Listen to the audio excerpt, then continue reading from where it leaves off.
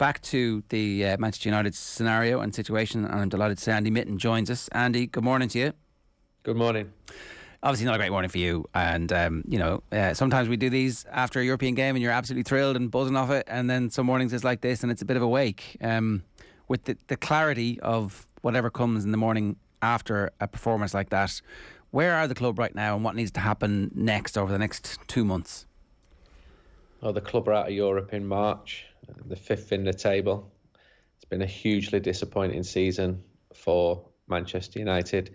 I wasn't surprised that the team went out. The team performance in Madrid was atrocious. And let's go with a better side at Old Trafford in a horrible game, which suited the manager. The referee wasn't the best either. But Manchester United failed to land a punch on Atletico, whereas a couple of times they split United open. So it was a very frustrating night at Old Trafford. Now the season will just flatline down to ending. The players will come back and having had a break because there's no game this weekend because the team got knocked out of the FA Cup at home by a championship side. And I'll talk about the race for fourth, pathetic that it is. But financially, getting in the Champions League is important to Manchester United. At the moment, Arsenal are the form team, so even getting in the top four looks improbable. You can see why the club wanted to sign up for the European Super League. It offers some guarantees, and the way Manchester United are going, which is downwards, they need them type of guarantees. And there'll be lots of talk about a new manager. There'll be lots of talk about shiny new players, who's going to come in. And some people will buy that, and some people will just think, same old, same old. The one bright spot will be the Youth Cup final, which the young Manchester United players have reached for the first time since 2011. For the rest, they'll be watching on as the main rivals, Liverpool and Manchester City, fight out a title race and probably progress in Europe as well. There's a couple of things that we talk about how the club is run and the decision making. There definitely has been money around, and there definitely will be money available for whoever comes next. Is qualifying for the Champions League important in terms of securing the next manager, or do you still think that if it is going to be Pochettino or Ten Hag, or we've been talking about Thomas Tuchel as a possibility now all of a sudden, that they won't really mind if the team is in Champions League next season, knowing full well that it'll be their job to get the team there, but that this is still Manchester United? I think the Manchester United job remains an attractive one for most managers. If a manager is in the Europa League as opposed to the Champions League, and even that's not a given.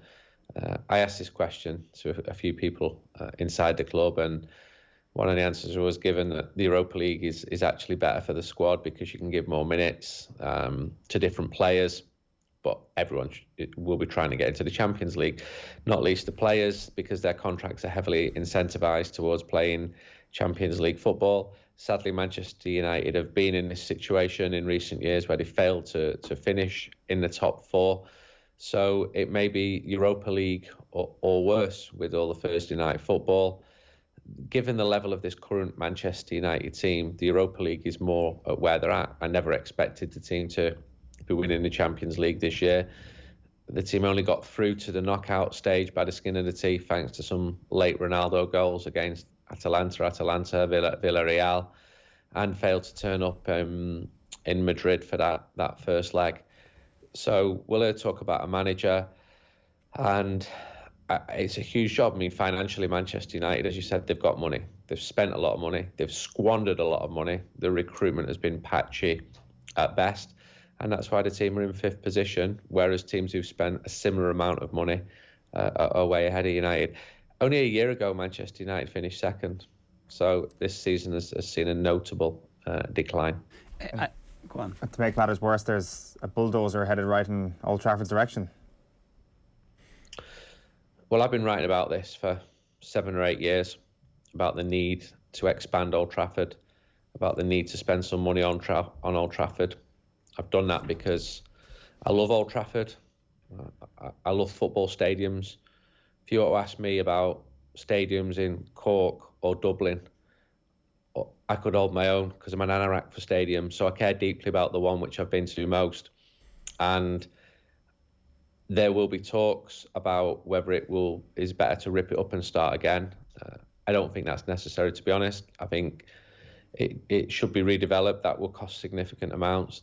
The capacity should be increased. There should be some symmetry to the stadium, because at the moment the main stand is smaller than the other three stands, and the roof is an issue as well. It swoops too low, and the original reason behind that was to allow light to get to the pitch, but technology has moved on since then. I was in the Bernabeu last week for work, and I saw the redevelopment that Real Madrid are doing. I've seen the one which Barcelona are planning. These are costing hundreds of millions of pounds. This isn't just bolting a few extra seats onto terracing or whatever. And I think that should be where Manchester United should be looking at. That said, the club do own a lot of land around Old Trafford. Stadium architecture has moved on a lot in the last 10 years, let alone the last 20 years. You can see the difference between Spurs' new ground and Arsenal's new ground. And people will talk about it a lot. I think the reason that story came out the other day was partly because of comments in a fans forum, but partly because constructors would have a vested interest if a new stadium was to be built, as opposed to a new roof being put on. Are you so emotionally tied to the existing structure that actually you would prefer to see that maintained than the potential for raising it to the ground and building something like the Wanda Metropolitana or something like the Spurs Stadium? Well, Old Trafford is very different to the old White Hart Lane. That held 36,000. That was far too small. Old Trafford holds 74,000. It's already the biggest stadium. With Atletico, the Metropolitano is a fantastic stadium, but it's a 25-minute tube ride out of Madrid. Old Trafford's got a good location, and that would stay because there's land around it. My preferred option would be to redevelop Old Trafford as it is now. Am I absolutely against it being rebuilt? No. I mean, I've got an attachment, but what's that to? Red plastic seats. I've seen the stadium basically be rebuilt in my lifetime. Yeah. So it's I just think it's not necessary to rip up a stadium that was redeveloped extensively between 1993 and 2006. It's fundamentally good, but significant development. Put an extra tier on top of the main stand, put some more executive seats in if that's what it's going to need to pay for them. Look at the roof and look at the cladding outside of the stadium as well. But it's well served, and it's a really good ground, and reports of its death have been exaggerated. Okay, that's interesting. So, and it's actually easier then for the team to continue to have money and investment in it if you're not doing the whole massive rework. And again, I think that might feed into the potential candidates. Ten Hag went out last night, Pochettino went out last week, Tuchel's still in the competition. Of the available runners and riders, who do you want? I want the manager of Spain, Luis Enrique, but you don't always get what you want, do you? I think that Pochettino is a good manager. Ten Hag's done a very good job at Ajax. Tuchel is the left field option because of what's going on at Chelsea. We don't know how that's going to develop. He's the coach of the current European and world champions. He's clearly an excellent coach, who's conducted himself well, I think, in the circumstances over the last week. But the decision has not been made. United are actively pursuing the various options at the moment. But yeah, Luis Enrique will be the one that I want. But would I complain if the other ones come in? No. Would I be worried that it's going to be same old? Yes. So would you take another interim to take Manchester United to the end of the World Cup and then get Luis Enrique at the end of that? If that interim be, I don't know who, Ranić Mark II, I don't know who it would be.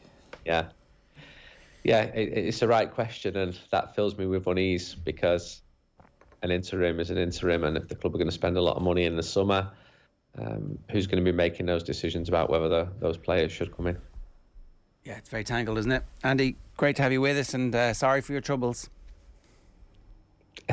Worse things happen in the world, trust me. It's true for sure. Andy Mitten there, editor of United We Stand. You can read his work in The Athletic and on ESPN, of course, and you can listen to his podcast. OTB AM, brought to you live each morning by Gillette Labs for an effortless finish to your day. Luis Enrique, a bit of a left field one, haven't heard of that too many places. Yeah, no, I think when you stand back and think about it, I think it's fair enough. But the point Al made, just obviously he's going to lead Spain to the World Cup in Qatar in November, so just can't say how that's going to work. You can't extend Ranić's contract or another interim. Can he do both job?